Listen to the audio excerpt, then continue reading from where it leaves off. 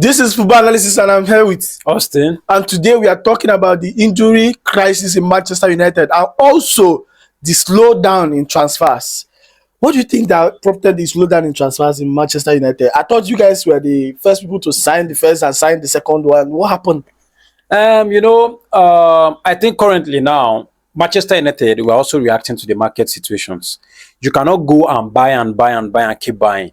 There has to come to a point where you have to clear your own backlogs before you sign in, bring in new players to get it. We've already agreed personal terms with Ugarte, Mazraoui, and de Ligt. You get it. So we are now looking at making sure players like Scott McTominay leaves, one centre back too leaves, and then we don't know the situation surrounding Casemiro. You get it. I think he has played all of the preseason games so far. That means he's most likely going to stay. That's just the reason why the transfer has like gone down. You get it? And looking at the injury that this guy sustained, what's his name? Højlund. Definitely, Manchester United will still be in the market for a number 9. So, although for a number 9, I think you have Ziggy. Ziggy, like the manager said, is not your out and out number 9. He's more like a playmaking, attacking number 9. You get it? So, what we are talking about is somebody who is going to be in the box. Ziggy is not going to be in the box. Højlund 6 weeks is too much to wait. So we have to get somebody to like stay, you understand, run the space until Højlund is back. So, and again, it doesn't even make any sense for a club the magnitude of Manchester United to go into the new season with just 2 strikers. You know, Ziggy is just coming into the league. Højlund is still 22. You understand? So we need somebody, probably, I'm hearing about an experienced striker coming in. Even if the age is grossing 28, 29, you get it. But at least he's going to like hold the house until these boys can now come up and then do it. All right. So what about Leny Yoro? It's been reported that it's out for 3 months. Isn't that too much? Isn't that too much for Manchester United to wait? And considering the fact that you guys have agreed personal terms with de Ligt and other people, but no deal has been done, and now the players you guys have are injured. Yeah, like I said, you see, the injury currently is going to kind of like dictate our speed in the transfer market again. I know obviously there are going to be choices, like probably second choices that would be there without them saying it, to cover for probably Euro, or if the league doesn't make it through.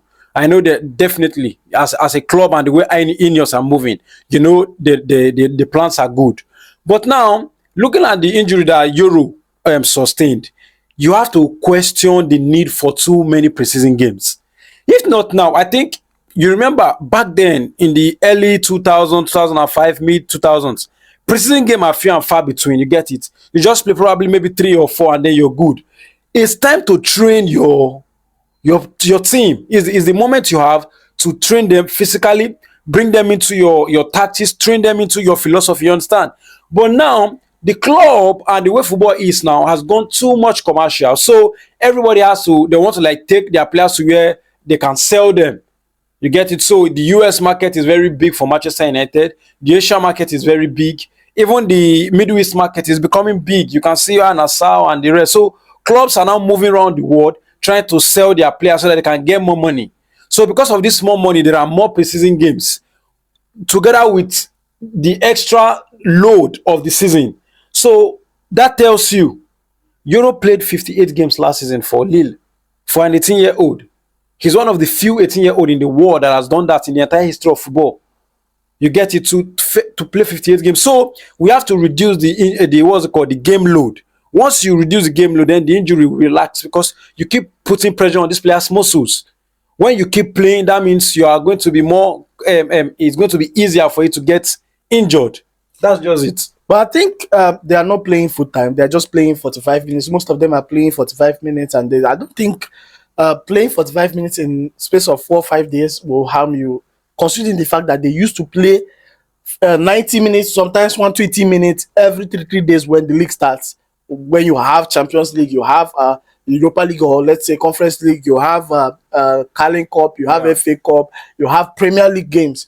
So I don't think it will be a problem for them, considering the fact they've been doing this all along.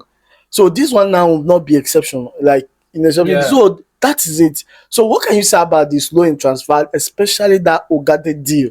Now it's been reported that PSG have completed the deal between them and Benfica for João Neves, Yes. and since then no green light, nothing has been heard.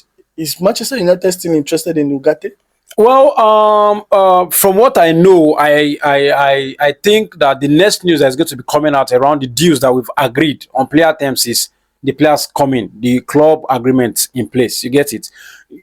Obviously, it has been the João Neves deal that has slowed down Ugate's move because João Neves is a outright replacement for him, and then the Ligt too. What we are having with the Ligt is just a difference in fee, what Bayern wants and what Manchester United are willing to pay. Currently now, if you look at the market, the football market as it stands, a lot of clubs are not willing to pay too much again because of the FFP. Manchester City are in a mess. So everybody's trying to okay, this is what I have, this is what I can spend, this is what I've gotten in. You get? So trying to balance your books. So because you are trying to balance your books, you have to go out and negotiate a deal that suits your balance sheet. You don't just go out there and then pop out money anymore. No, you have to move with the FFP rules so that at the end of the day, the season doesn't start and then you start to get points deducted. So that's why Manchester United are telling Bayern 34 million. Bayern are saying no, 50.